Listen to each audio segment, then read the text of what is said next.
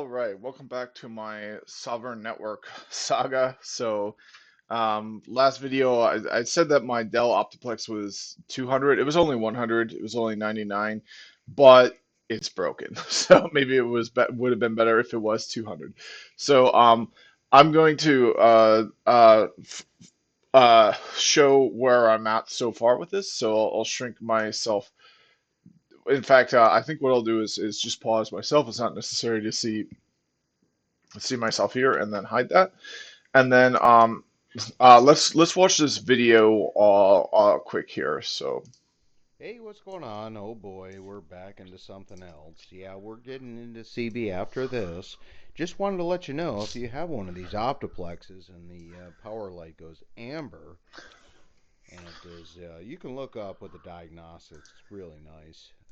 But you can look this up. And I had the amber blink when I was setting up this new computer. Well, newish, but this is the Optiplex 3040, and I had the amber blink light. After it, you just go to power it up real quick, and it just goes ahead and just powers down again. And if you wait a little bit, this light will blink in a diagnostic fashion, kind of like a Morse code. It'll blink on, off, a certain amount of time. yeah, so here it'll happen in a Morse code area. Now he goes on in this video to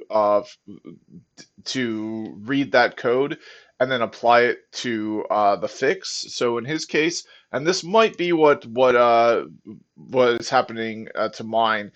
We can see the thermal paste dried up, so the heat transfer isn't going through, and the CPU is overheating. So there you have it with his. We can see he's got the exact same kind as mine. Mine is a Dell Optiplex 3040, just like his.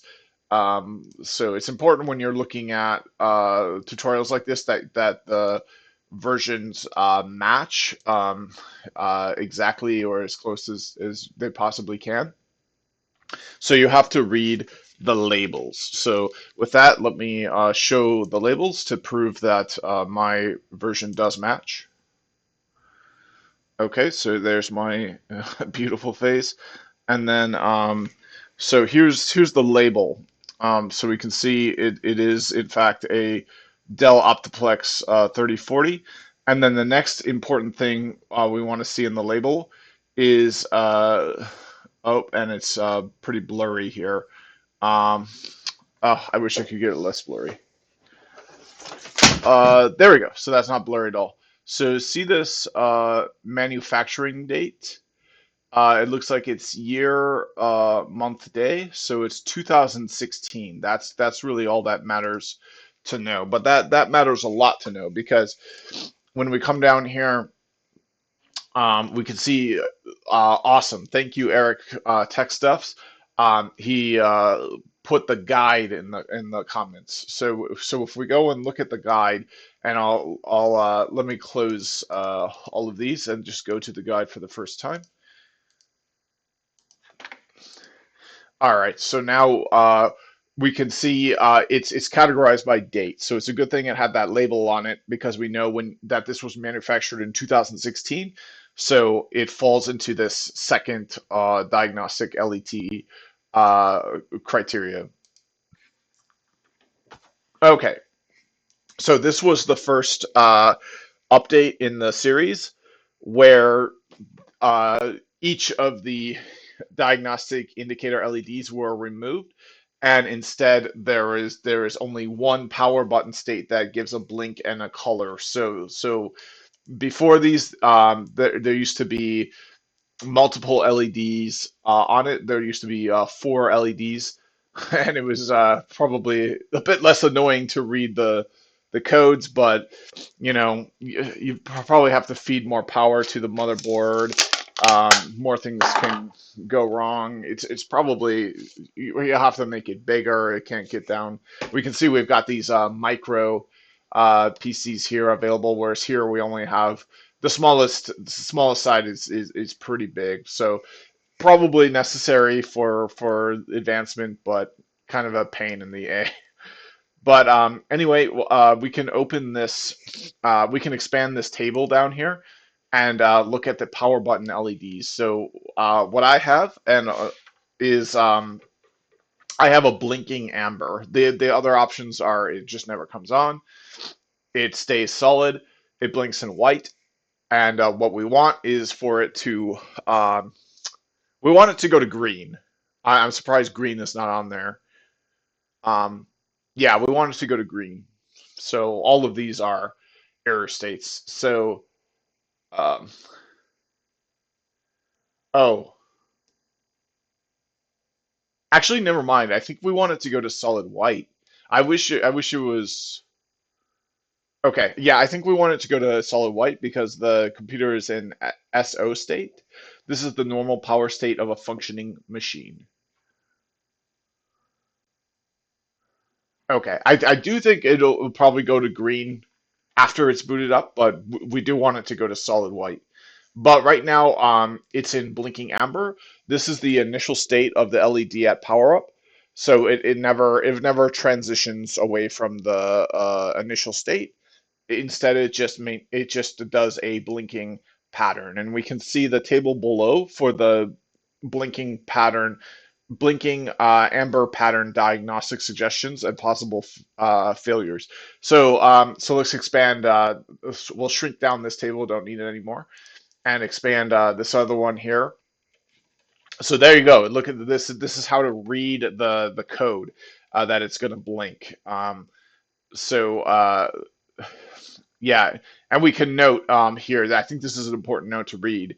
Any Optiplex built since 2012, uh, there are no beep codes except for the memory failure code. And I'm not sure if I had that on video, but one of the things I did was try to boot it up without a memory stick slotted. And I heard that memory failure beep code. So I don't think it's on video. I might have to just take my word for it. But um, this note is important because I was wondering if not getting any other beeps than that was an indicator of things failing. But nope, it is the way it's meant to be. They stopped using beeps and started using flashing amber sequences instead. So we got to read the patterns, the sequences from the table, and we can see it corresponds to a problem. So I wish I had seen this earlier because we can see bad coin cell battery would be two blinks followed by a short pause, four blinks, long pause, then repeats. So I could have saved myself the $5 or $6 to just try that kind of, dumbly. And if that really was a problem, I would have known it from those amber lights because that comes from the yeah, yeah. So this is what I'm going to do next.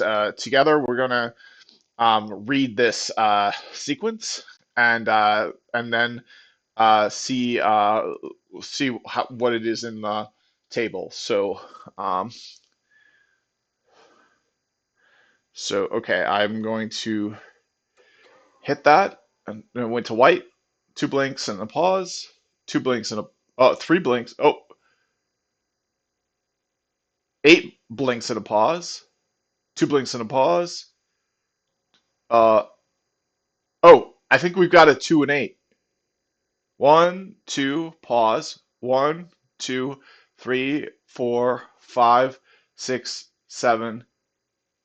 One, two, pause. One, two, three, four, five, six, seven. Okay, so we've got two blinks, we've got a pause, and then we've got seven blinks, and that's happened multiple times now unchanged. Let's count it out one more time just to be sure. One, two, so one, two, pause. One, two, three, four, five, six, seven, pause. So obviously that is what it is. So that's good. So this is a 2-7. So two blinks followed by a short pause. Seven blinks long pause, then repeats. So that's what it is. So this is a memory failure. The memory subsystem configuration activity is in progress. Uh, Appropriate memory modules were detected, but a memory failure has occurred. If you can troubleshoot, narrow down the issue by resetting the memory modules and swapping in known good modules if available. If nothing works, replace the memory. So that's an interesting one because I have definitely been screwing with the memory, and I still get that issue. So let's read the um, diagnostic guide for the memory here. Okay, so desktop memory troubleshooting. Okay, so we do have a so this just doesn't apply. We do have a memory error code, a 27. So we have a blinking amber.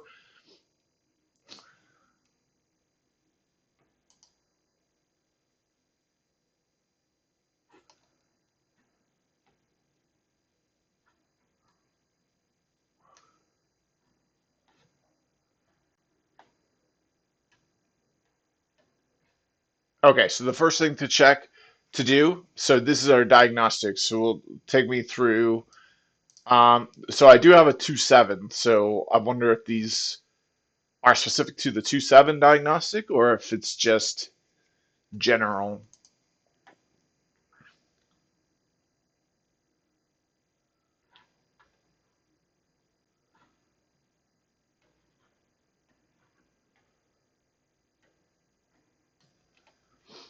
All right. Well, anyway, that's a 27. So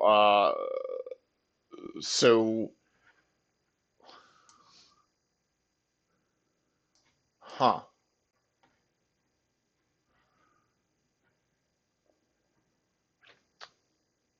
So yeah, I can uh yeah, so let me get in there and show that again. So I can uh there we go. So now we can see the PC's got uh more stains on it. Um but the as I mentioned in my first video about this, the grade C is really just this scratch here, and then there's kind of like a divot here. So the grade C is not because of my dinner spills on it. It's because of um, the scratches, which are quite benign. All right, so this component here, this is the hardware. This is the hard drive, and then under that is the optical drive. Those are both seem to be working fine. But the code is saying that this is what is not working. Now, the first thing I notice is that it says for DDR3L only. If we pop this out and take a look at it, we can see it does not say L anywhere. It says DDR3, but there's no L. So that's kind of what I was thinking. But you'll notice that it does say 1.35 volts. And talking with ChatGPT, the L stands for low voltage, and 1.35 volts is the low voltage number that that qualifies it as L. So um, so that's the first thing I noticed is it says for DDR3L only. It doesn't say that whether that applies to one slot or the other. I think I'm going to try seeing if I change it to this other slot, if I get that same 27 code. So let's start there because that's just a real easy thing to try. Because we can see if you know there's still an issue aside from the memory. We can basically see if doing that solved the memory issue because it will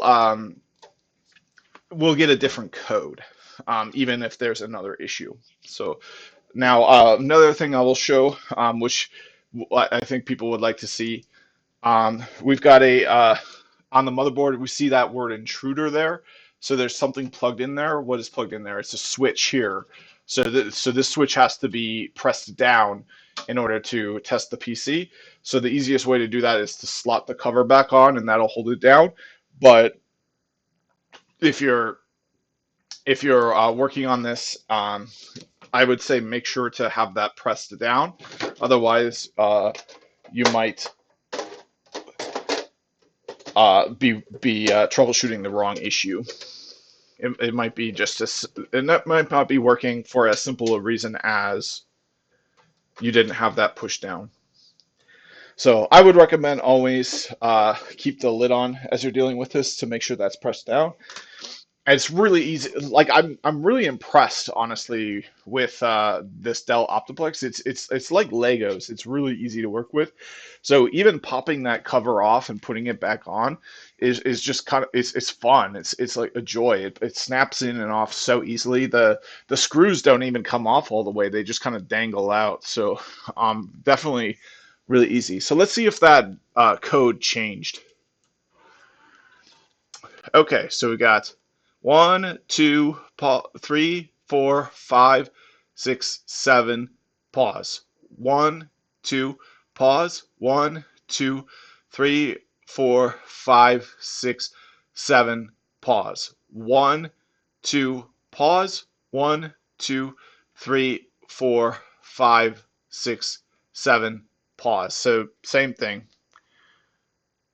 So that memory stick appears to be the issue. So the other thing I have definitely tried is to use another memory stick. And I have other memory sticks for sure. Um, so let's take a look at another one that I can try. Uh,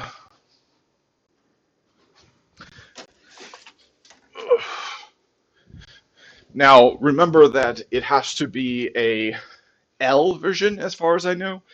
I assume it has to be an L version in both of those slots. And then remember the L version stands for low voltage. So it has to be 1 point, whatever it was, like 1.3 volts. But what I'll do is, first of all, I'll re-enable the camera, and I'll switch it to front to see my beautiful face. All right. And then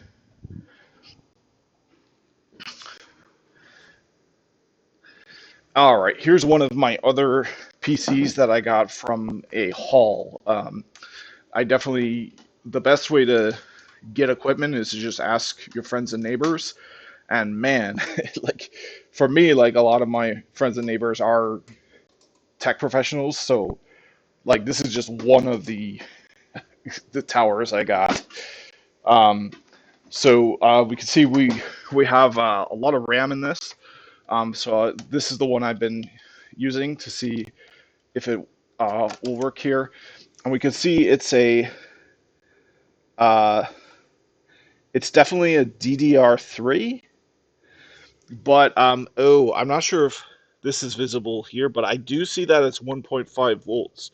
So this is actually, it's no wonder that it wasn't working here because this DDR3 is 1.5 volts. So that's not going to work. So I'll just slot that back in and put the case cover back on. Okay, so that solves that out. I kind of did that hoping that it'd be as simple as that, but it's not a DDR3L. It's a regular DDR3, 1.5 volts.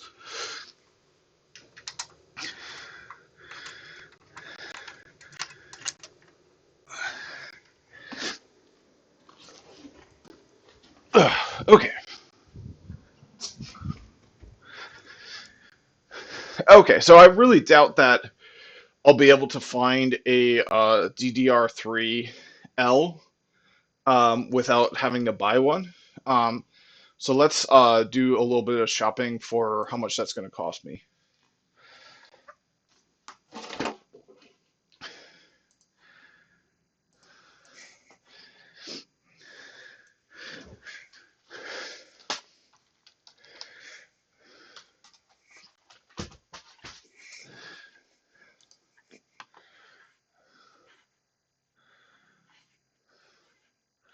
Hey, look at this. So I'll take it.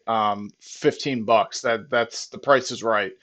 Um, well, so we got to make sure we're getting the right kind though. So um, this is.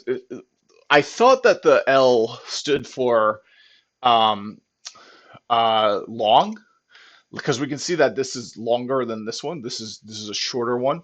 So I thought that's what it stood for, but it stands for low voltage. So we have to make sure that not only are we getting DDR3L, but we're getting DDL3 or sorry, DDR3L in the long form uh, in the long form factor. So this looks like a winner here. It's only $23. That seems good to me. I'm uh, surprised it's that cheap. This looks good as well. It looks like it's only 15. That's even less. So yeah, the price is definitely right on a lot of these. I do have another free. I do have another tower I can look at, but I would be very surprised if it were DDR3L. Um, oh, this one has a really good case.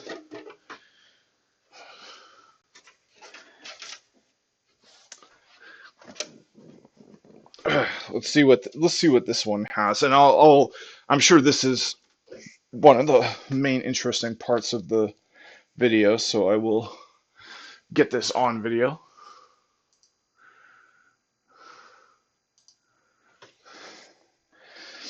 Okay, so here's the other haul I got from my friends and neighbors. I mean, like, yeah, it's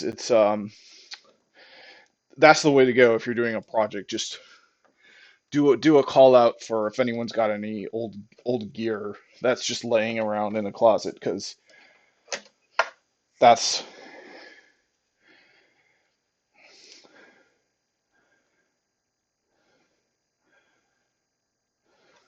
okay. So here we've got the this is a oh man, I can't the label's not very clear on this, but okay. So we'll do some investigation online and try to pin down what this actually is.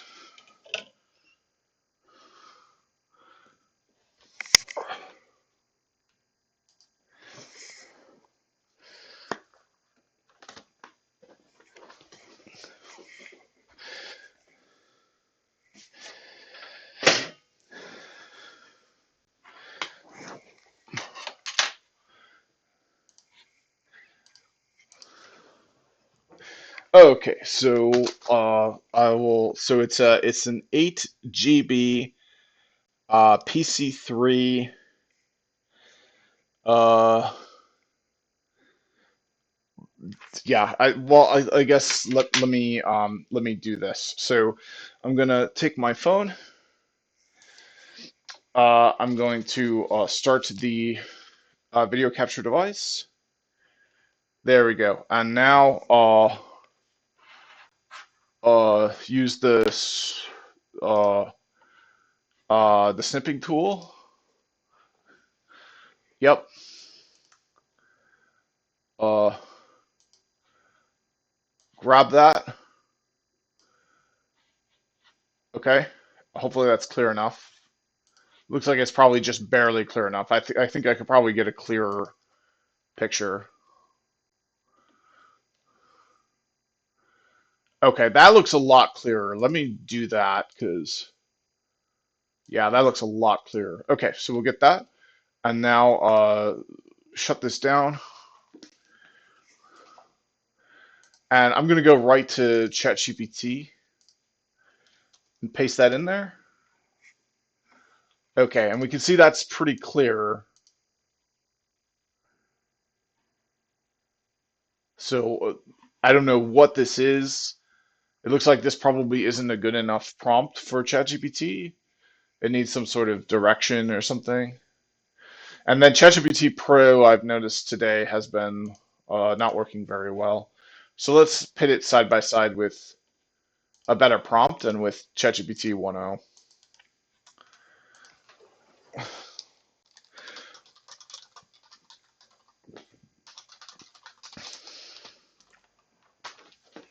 All right, so I'm just asking it, what kind of hardware is this? And now it's, yeah, ChatGPT Pro today seems to be not working too well. It's an 8 So, gigabyte stick of DDR3 register, oh, ECC server RAM made by SK Hynix. Label PC3 minus 12,800 that R was indicates too DDR3 loud. minus 1,600 speed in the R confirms that it's registered model. Sorry about that. That got me as bad as it got anyone watching this. Okay, so okay, it's DDR3. So is it DDR3L or is it compatible with DDR3L?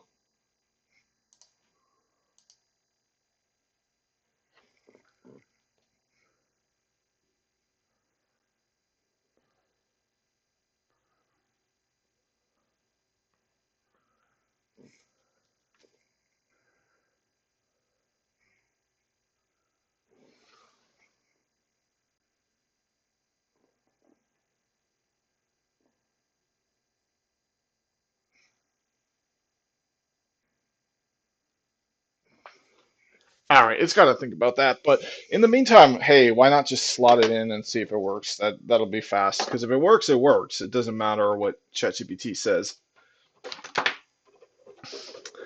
All right, so I have a feeling this is some of the more interesting part of the video. So I will do this on video. So God damn it, it's a 1.5 rather than a 1.3. Yeah, so I need a 1.35.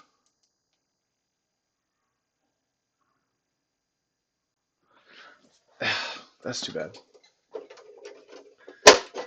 Well, what's too bad is that the one that came with it doesn't work. So anyway, let's just try it anyway, just because it doesn't take too long. So I need to take this out. Okay, unlatch this. And then the other thing is I'm still not sure if that requirement is only for slot one and not for slot two, because we can see that that label um, it doesn't say whether that's the case for both slots or not, and it's only printed above this first slot and not this second slot. So let's try it in the second slot because maybe it doesn't have that requirement in the second slot. Although we did try the other, well, let's just try it. I don't think it'll work, but I'll try it. I mean, honestly, it's just a waste of time. I know it's not going to work because it's not a DDRL, and I think it's safe. I think it's safe to assume that that applies to both slots. And I dropped my keyboard.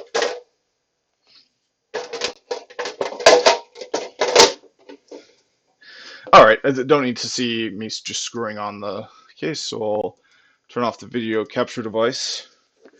Screw that on. I think it will be interesting to see the beep codes though. Or not the beep codes, the amber light blinking pattern.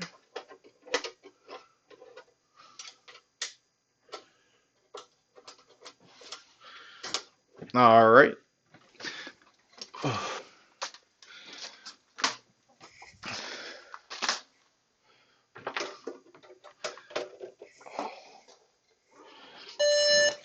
Oh, so hear that? Oops. Yeah, hear that? So I'm not sure if that's able to be heard, but so now the beep code is the blinking code has changed. Now we've got 1, 2, pause, 3, pause, 1, 2, 3, pause.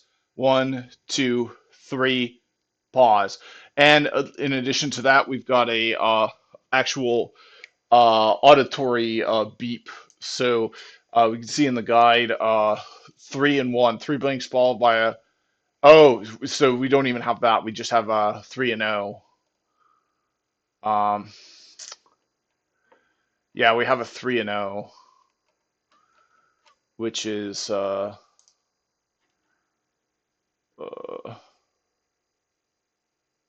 3 and 0. A 3 and 0 is not even on there.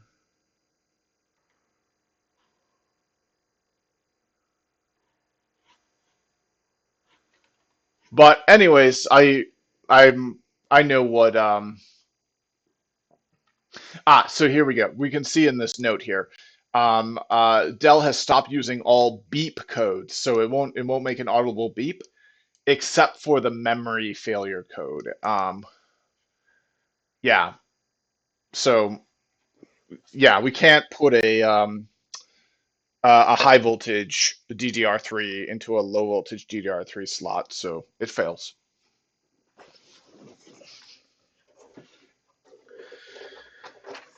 All right, so obviously, it looks like the problem is that this DDR3 stick is dead.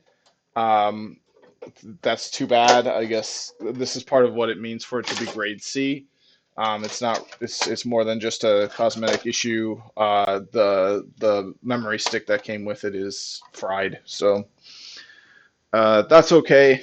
Um, I'll I'll reslot the other one back, and this might be interesting to see as part of the video. So I'll do that with one hand because I'm quite I have a lot of dexterity as somebody whose main hobby is juggling.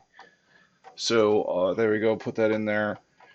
Um, then this should snap in on both sides, hopefully. Yep, snaps in good. Snaps in good. Okay, and then I'll completely put this back together.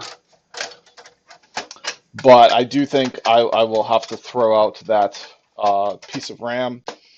But the good news is to replace it, it's literally like $15. So who cares? Like the price is definitely rising. And if I didn't have a issue like this for getting A or B grade, then it would have cost the same or even cost a little less. But it's still in the ballpark, and it's still less than that Intel NIC. All right, so next I will slot it back here so we can see the notches on that side. Perfect. This one's a bit harder to do with one hand, but I've got it because I'm good at that sort of thing. There we go. Notch on that side. Notched on. Oh, I don't think it's notched on the other side.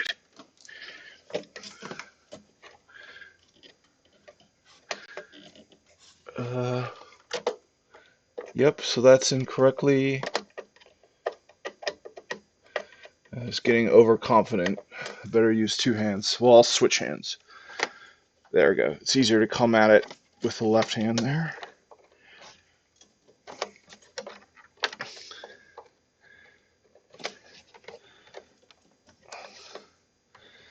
Oh, I think I do need to use two hands.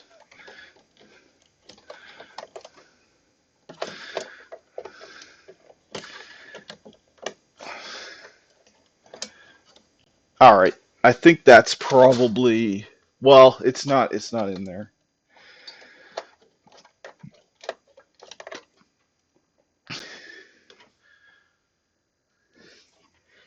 It's definitely slotted in right.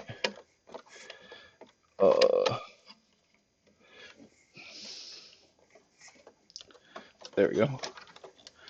And all right, I feel like, let me show that. I feel like it's not. Yeah, see how it's more open than the other one. So I feel like it does have to come down more. Oh, there we go. Okay, but that's it. So now it's slotted in. Oh, okay. There. Now I got it in. Okay, so it's even on both sides. So that's that. Now just to put the case back in. Looks like the hard drive just kind of floats in there. Uh, so this has a really nice case. It just snaps in without having to screw it on.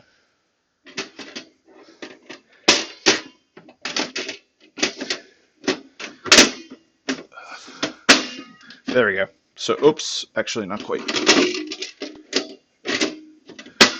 There. All right. Yeah, this is a really nice case. It has handles on it and everything, so that's a good get. All right. So switch to the front and turn that off. So yeah, I think that's where I'm at. Is I got to get some low power DDR3. Um, I don't have any, so I need to either buy it for a small amount or really look around to see if I do in fact have it somewhere. Um, Actually, I do have a device here. Let me try that. So I'll put that on video and see what we got in here. But I have a feeling just about everything is going to be high power DDR3. But let's see if I got a low power DDR3 here.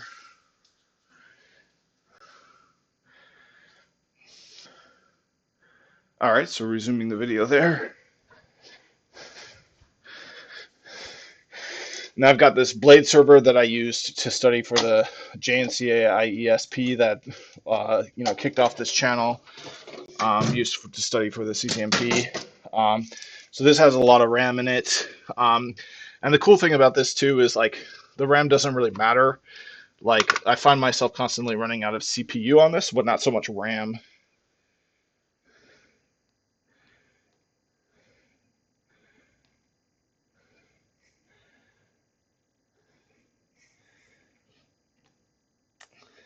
All right, so let me get a good shot of it.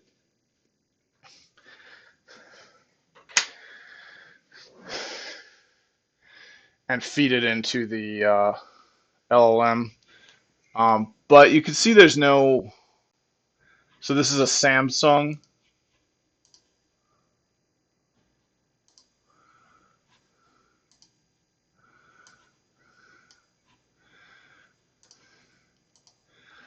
Okay, so that's a Samsung. I have a feeling it's just a standard and not like an L or anything like that.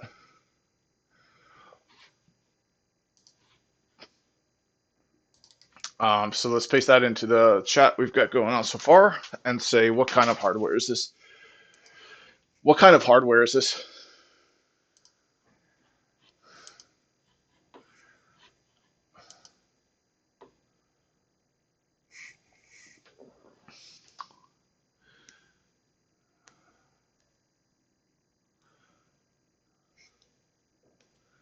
And the other thing with this is it might be specifically for a server as well as the other one. The other one we saw beeped right away because it was RAM that was specifically for a server, and this Optiplex isn't a server.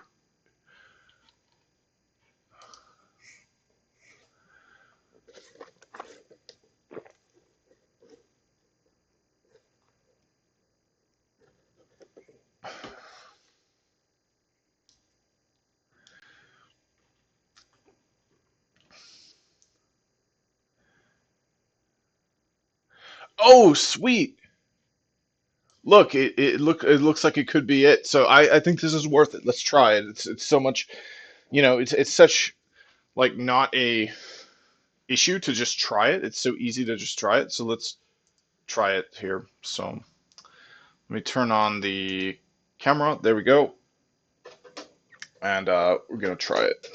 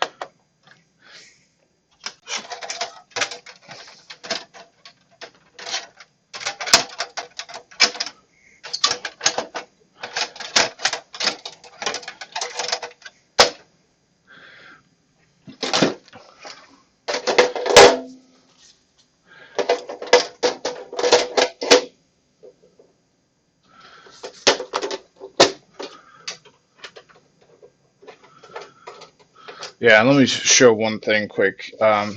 Isn't it nice that it just, it just dangles out like that, so you don't have to, like, I really like that. I like this device. It's really well designed for like IT staff at like an office or something. Like it's designed to facilitate the job of like IT workers. It seems like I really like this device. So let's see what happens now with this other one. And if it works, then I'm okay with just using it because I kind of have more RAM than I need in that other device anyway.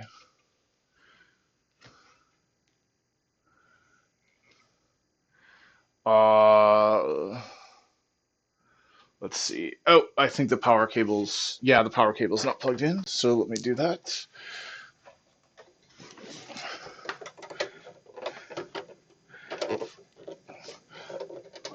There we go. So now the power cable's in green. The power supply's in green. So yeah, it's not the right kind. It's perhaps a server memory um, rather than the other kind of memory. So we've got that. We got the beep code here, same one. Uh, flash, flash, flash, pause, and then long pause. Flash, flash, flash, long pause. So obviously, it's not even able to detect it at all. So not going to work.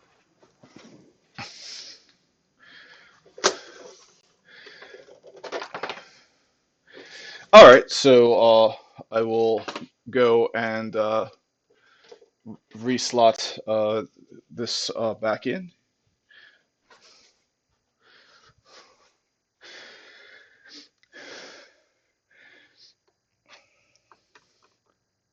Oh, and this is the wrong one. It's easy to get that mixed up.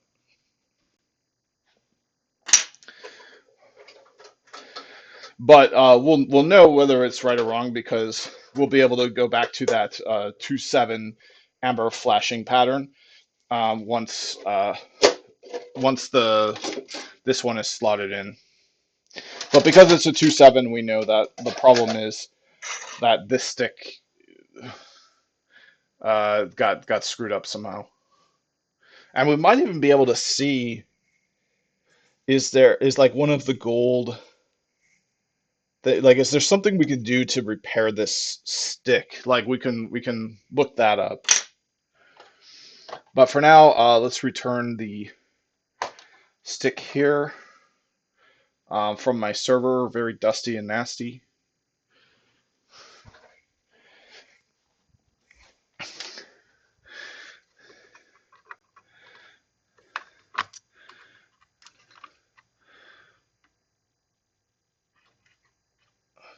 So I think, yeah, there we go.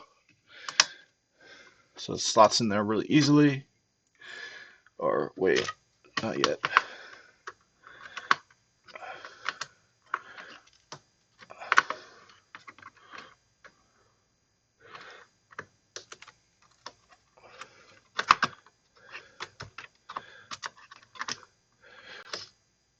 It's on backwards. We see the slot there and there. Okay.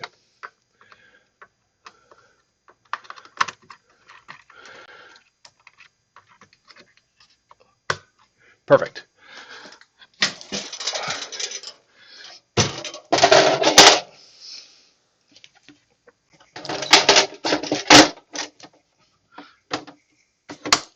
All right, nice and easy.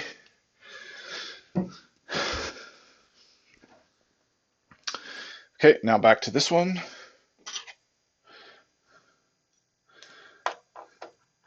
So this is DDR3L, we know that. So it's 1.35 volts.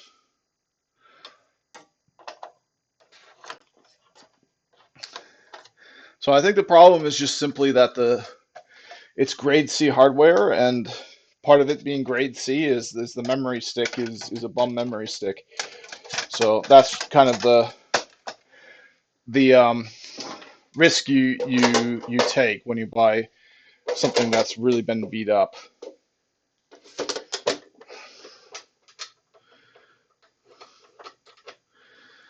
Okay, so let's get that beep code or that amber blinking pattern back, and then that'll be the end of the video, and I'll have to either buy a replacement DDR3, which should be DDR3L, I mean, which should be totally fine. Or what I can do is, or in addition to, what I can do is see if I can fix that. So let's see what blink code we got now. 1, 2, pause. 1, 2, 3, 4, 5, 6, 7, pause. 1, 2, pause. 1, 2, 3, 4, 5, 6, 7, pause. So there we go. So there you have it. It's something wrong with that DDR3L stick. A DDR3L stick is different than a regular DDR3 stick. It operates at 1.3 volts rather than 1.5 volts. And most DDR3 sticks only operate at the 1.5 volts. So unfortunately, you can't really just crack open a old device or another device and find a DDR3L. You're likely just to find a regular DDR3 running at 1.5 volts. So the good news is here's a 2-pack. So this came with 8 gig, so I can get 16 gig for only $15. I'll add that to cart and consider that for later. So that's the good news. The bad news is there's no guarantee that this will work. The bad news is you'll have to buy anything at all, which brings your prices up to, you might as well just bought a grade C or a grade A. Probably not have to deal with this. But that's it for this video. I'll figure out what I want to do. I might just spend the $15. But ideally I could actually figure out how to actually fix the DDR3L that came with it, because it looks like it's in good condition. I don't see any visible scars on it of any kind. So maybe that is fixable somehow, or maybe there's just some simple thing, put some kind of solution on it or something. But the good news is we know for a fact that it is it's a 2.7. So huge thanks to Eric's Tech Stuff. I'm gonna subscribe to him on my my other channel, um, and I'll even leave add a comment. Uh, uh, say great video, thanks. Okay, and I'll even leave a like on this because it was it really helped. So yeah, that's so we know that it does have to do with a memory failure, and a memory is different than uh, other things. It's different than a, bad motherboard, memory, or processor. So um,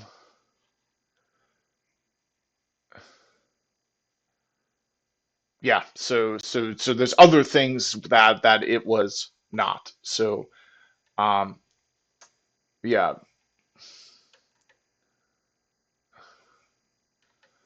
yeah. So it's definitely a 2.7. Memory failures. The memory subsystem configuration activity is in progress.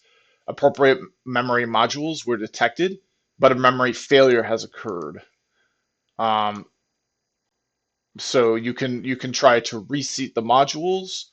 You can replace them with good modules if available, or spend only like $15 to get some, 15-20 bucks to get some good modules. But if nothing works, you can replace the failure. It is important to note that this is different from the uh, from this code here, um, which is bad memory code. So 2 blinks followed by a short pause, 3 blinks. So this one also suggests replacing the memory. but it looks like there's this is a more serious code than this one. This is the memory specifically. So yeah, clearly there's a problem with the memory, specifically the memory subsystem configuration activity has failed. So you could, if you reseat the memory modules, that might do it. Done that many times, hasn't done it. So nothing seems to be working. So there's my answer. Replace the memory. And here's what it'll cost me. About 20 or 30 or so dollars. So with that, that's the end of this video. Thanks for watching and see you in the next one.